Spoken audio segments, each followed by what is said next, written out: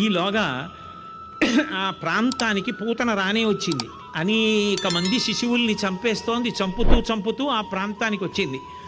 లోపల కృష్ణ పరమాత్మ ఉన్నారు. ఓహో, ఇక్కడ పళ్ళు రాని పిల్లాడు, నిన్ననే పుట్టిన పిల్లాడు, పాలు తాగుతున్న పిల్లాడు ఉన్నాడు, వీడిని చంపాలనుకుంది. వెంటనే లక్ష్మీదేవిలా రూపాన్ని ధరించింది. అంటే లక్ష్మీదేవి ఎంత అందంగా, ఎంత శోభస్కరంగా, ఎంత మంగళప్రదంగా ఉంటుందో అటువంటి మంగళప్రదమైన రూపాన్ని పొందింది. పొంది ఆ నందవ్రజంలో నడిచొచ్చేస్తోంది.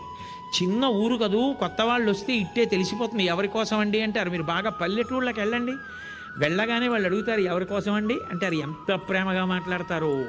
వచ్చి లోపల నుంచి పిల్లాన్ని పిలిచి, రే సందులు తిరగలరో తిరగరేరో దగ్గరుండి తీసుకెళ్ళి చూపించి వచ్చేయరా అంటాడు. అంత ప్రేమ ఉంటుంది. వాళ్ళు బయటికి వచ్చి చూశారు ఎవరీవిడా అని. సిరిమమ్మం బ్రతకంగ చూచుటకొనై శృంగార వేషంబుతో నరుదేనోపు నటంచు గోపికలు చిక్వల్ రాక మోహించి తత్పరలై చూడ లతాంగిపోయి కనియన్ పర్యంక మధ్యంబునన్ బరు భస్మానల తేజు దుర్జన వధ ప్రారంభకున్ డింబకున్ అంటారు. ఆమె అంత మంచి వేషం కట్టి గబగబా ఆ యశోద ఇంట్లోకి వెళ్ళింది. ఊయలలో పడుకుని ఉన్నాడు. ఆయన ఏమీ తెలియని పసిపిల్లవాడు ఎలా పడుకుంటాడు అలా గాఢ నిద్రలో ఉన్న పిల్లలు చిన్న గుర్రు కూడా పెడుతుంటారు.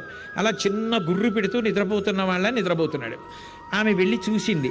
ఓహో, ఈ పిల్లవాడు నిన్ననే పుట్టుంటాడు, పసికందు పడుకున్నాడు, పాలు తాగుతున్నవాడు, కానీ ఎంత బాగున్నాడో, వీణ్ణి చంపేయాలి తప్పదు అనుకుని వెళ్ళి చూసింది.